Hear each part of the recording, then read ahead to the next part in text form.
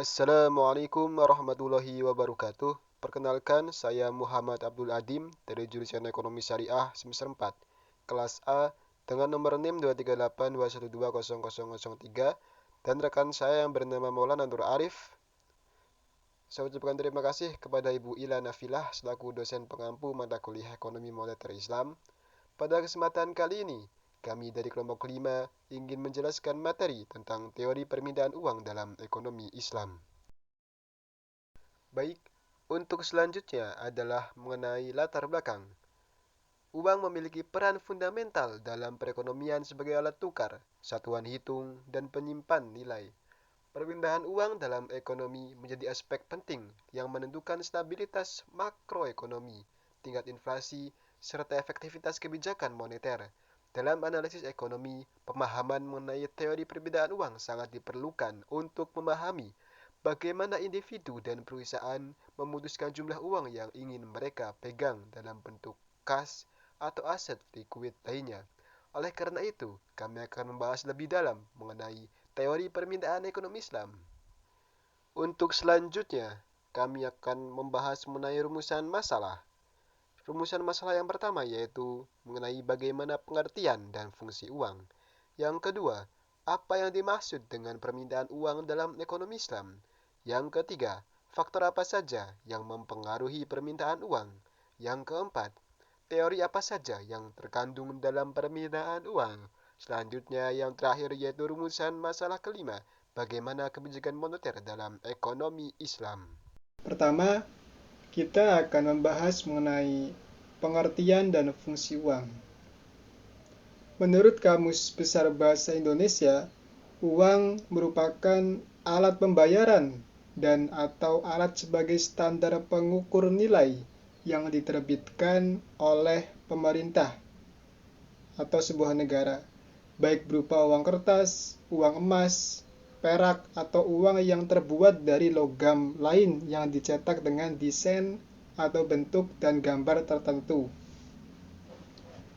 Selanjutnya adalah penjelasan mengenai fungsi-fungsi uang, yaitu 1. Alat tukar, medium of exchange. Uang digunakan untuk mempermudah transaksi jual beli barang dan jasa. Dengan adanya uang, sistem barter yang rumit bisa dihindari. 2. Alat penyimpan nilai, store of value.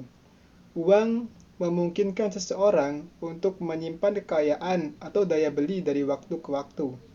Namun, nilai ini bisa tergerus oleh inflasi jika tidak dijaga. 3. Satuan hitung, unit of account. Uang berfungsi sebagai satuan untuk mengukur dan membandingkan nilai dari barang atau jasa, sehingga harga bisa ditentukan secara jelas dan seragam. 4. Ukuran pembayaran yang ditunda, standard of deferred payment. Uang dapat digunakan untuk pembayaran dalam transaksi kredit, yaitu pembayaran yang dilakukan di masa depan.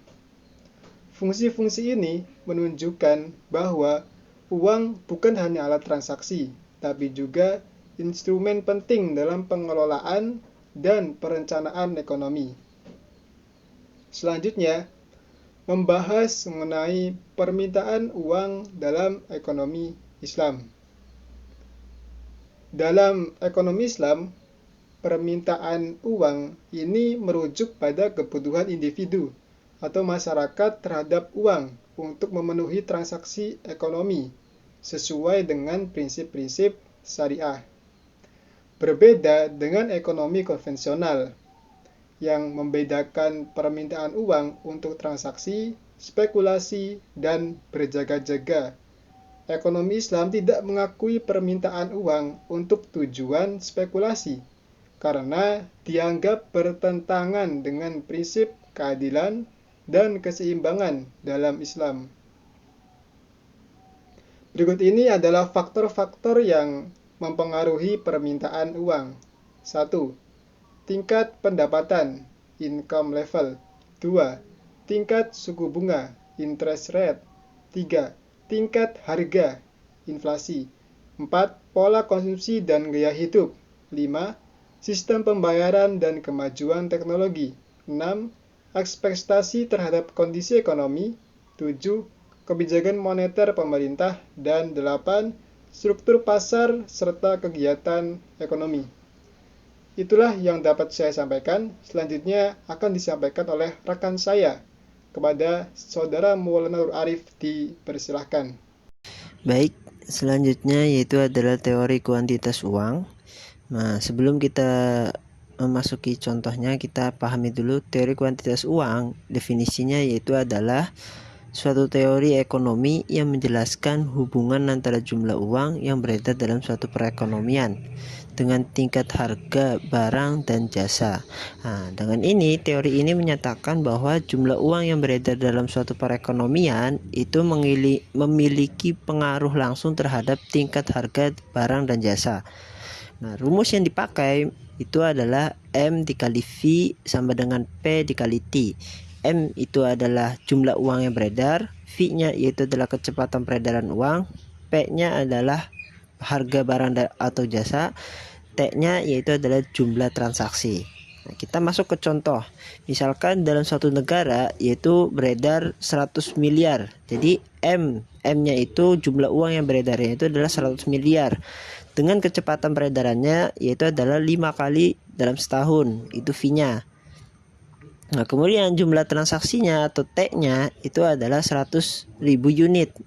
Nah, maka jika kita ingin mengetahui harga per unitnya, yaitu maka dengan rumus M yaitu 100 miliar dikali 5 sama dengan P dikali 100.000 unit. Nah, hasilnya yaitu adalah 500.000 miliar sama dengan harga dikali 100.000 unit. Kemudian dipindah ruaskan 500 miliar tersebut menjadi P sama dengan 100.000 unit dibagi 5 miliar. Nah, hasilnya maka harganya yaitu adalah per unitnya yaitu 5 juta. Kesimpulannya, teori kuantitas uang itu menyatakan bahwa jika jumlah uang yang beredar itu meningkat, maka tingkat harga juga akan meningkat dengan syarat kecepatan peredaran uang dan jumlah transaksinya itu tetap tidak berubah. Kemudian sebaliknya, jika jumlah uang yang beredar itu menurun, maka tingkat harga juga akan menurun dengan syarat kecepatan peredaran uang dan jumlah transaksinya itu tetap tidak berubah. Kemudian teori yang selanjutnya dari permintaan uang yaitu adalah teori portofolio. Definisinya yaitu sebuah teori yang dikembangkan oleh Harry Markowitz pada tahun berapa? Yaitu 1950-an.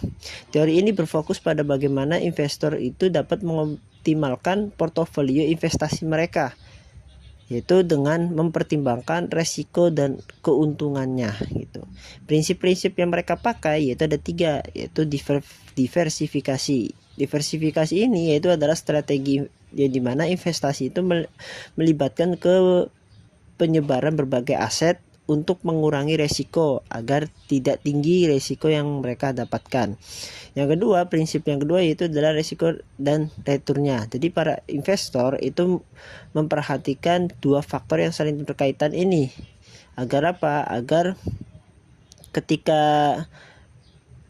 investor itu tahu semakin tinggi resiko, maka semakin tinggi juga keuntungannya itu. Kemudian yang ketiga yaitu adalah optimasi portofolio. Jadi para investor yaitu adalah harus pandai dalam memilih aset yang bakal mereka investasikan, yaitu teori portofolio. Kesimpulannya, teori portofolio ini adalah investor dapat mengoptimalkan portofolio investasi mereka dengan mempertimbangkan resiko dan returnnya.